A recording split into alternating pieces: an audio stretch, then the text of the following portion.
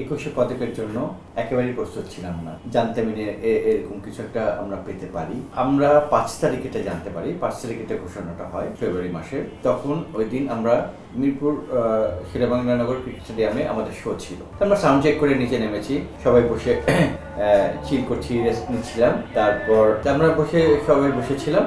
তা আমার কাছে এই সময় ফোন আসে। তা ফোন আসে, আমি পাশে গিয়ে কথা বলছি ফোন নিয়ে। তখন বললো যে আপনারা 21শে পদক অর্জন করেছেন এবং এটা একটু আগেই প্রেস সচিব উনি ঘোষণা করলেন। এবার 2026-এ 21শে পদক কারা পেয়েছেন? ওয়ারফেজ প্রতিষ্ঠান হিসেবে এবং সংস্কৃতিতে অবদান রাখার জন্য, বাংলাদেশের সংস্কৃতিতে অবদান রাখার জন্য ওয়ারফেজকে দেওয়া হয়েছে। আমি বললাম এটা কি সত্যি শিওর? বলে হ্যাঁ, এটা অলরেডি পাবলিশ। যখন বললো হ্যাঁ ইটস ট্রু, এটা শোনার সাথে সাথেই আমার চোখ দিয়ে অটোমেটিক পানি চলে আসে।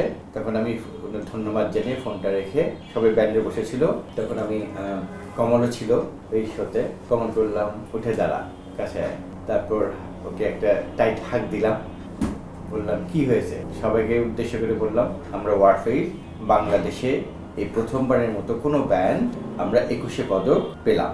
এটারই অফিসিয়াল অ্যানাউন্সমেন্ট হয়েছে একটু আগে, এইটা আমাকে জানালো, আমি সবাইকে তোমাদেরকে জানালাম। সবাই একটু থতমত খেয়েছে যে কি হলো এটা বিষয়টা।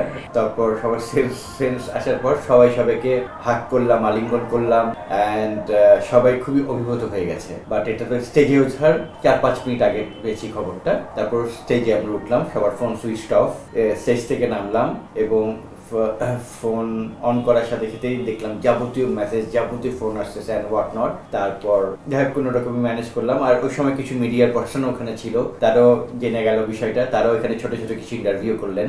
আসলে এটা অন্যরকম একটা অনুভূতি, আসলে এটা ভাষায় প্রপারলি প্রকাশ করতে পারবো না।